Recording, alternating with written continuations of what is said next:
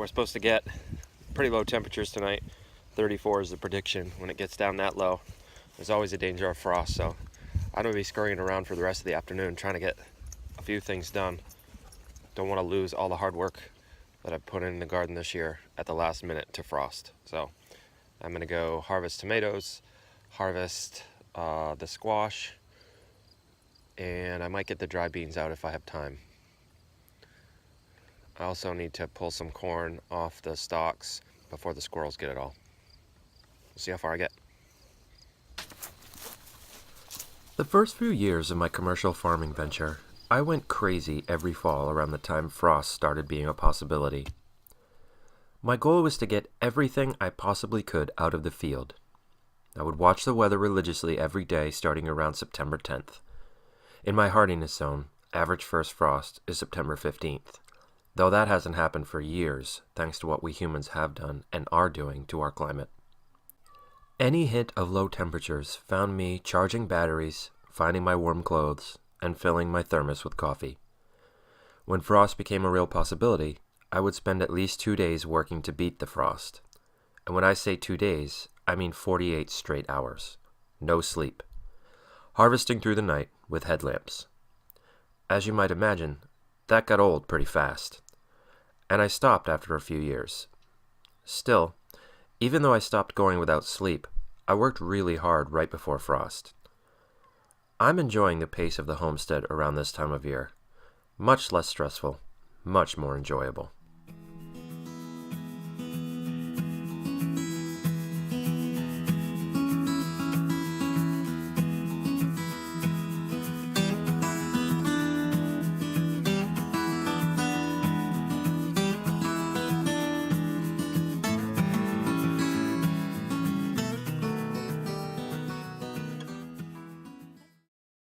All right, let's get to work.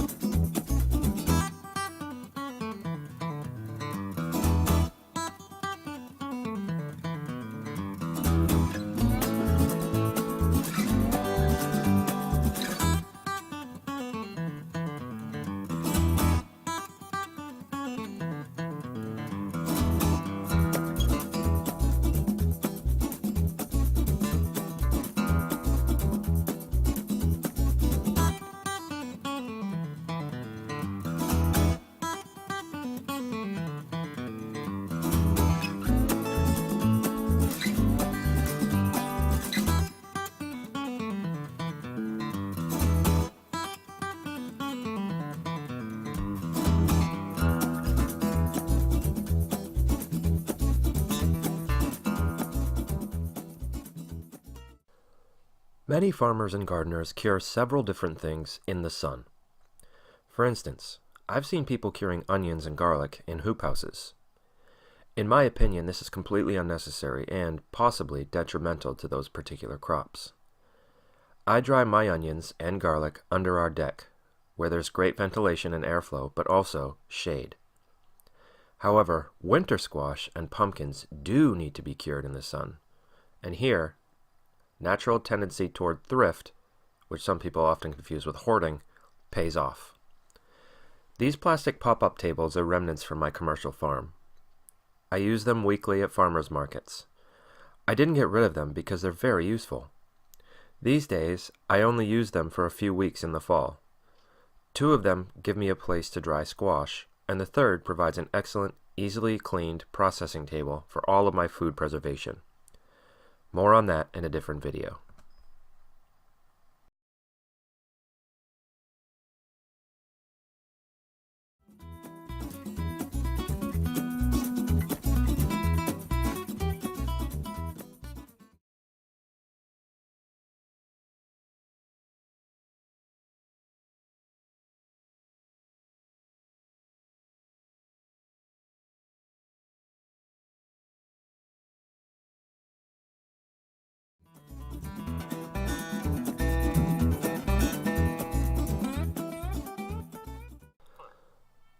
These bulb crates, which are available from Fedco's Organic Growers Supply Division, around here that's OGS for short, are another tool I couldn't fathom getting rid of when I transitioned out of commercial agriculture.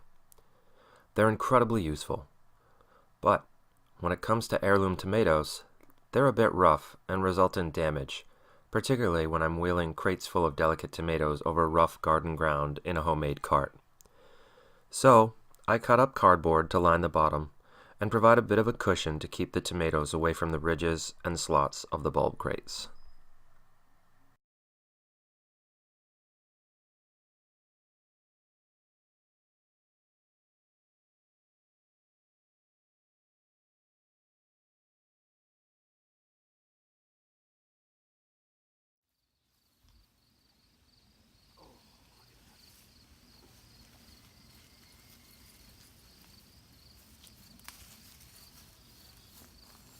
That is a beautiful tomato. Lillian's yellow.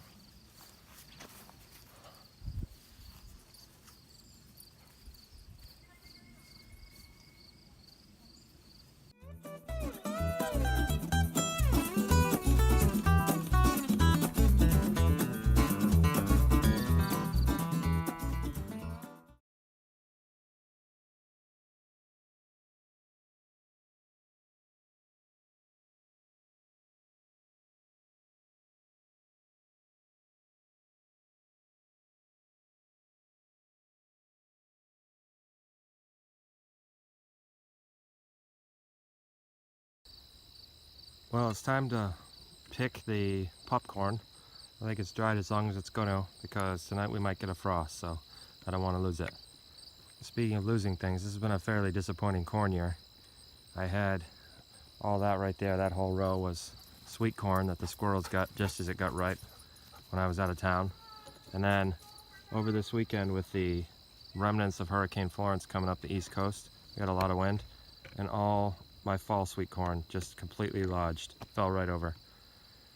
So I may still get some, I don't know, but definitely makes it easier for the squirrels to hide in here. And I don't know what's going to happen now. I don't know if it'll continue to ripen or if it got all pollinated. Hopefully it did. The bees are still going crazy on the top tassels. So anyway, we'll see what happens. Right now I'm going to pick the what's remaining of the Bloody Butcher that the squirrels didn't get, and I'm going to pick the popcorn.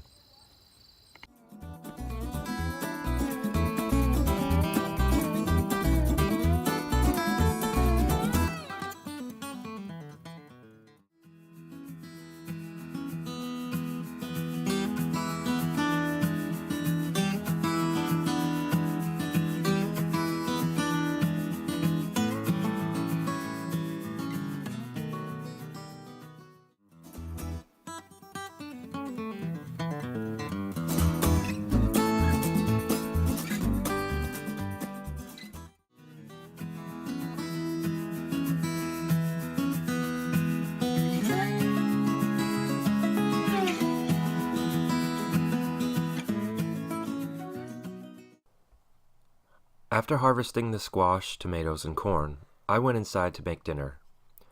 Emily and I used a squash and some of the apples we'd picked from Mainly Apples this morning to make a squash apple soup. I'll be sure to put that video up as soon as possible. But with the sun going down and the temperature dropping, it's time to get out the blankets and cover all the things that just came in off the garden. That way, if we do get a frost, there will be snug and warm throughout the night.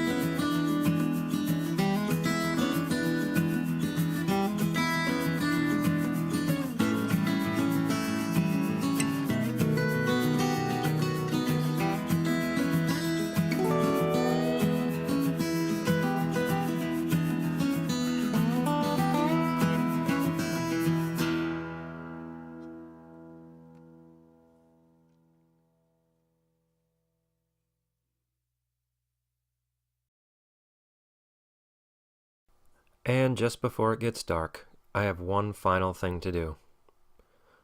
Pull the peppers in.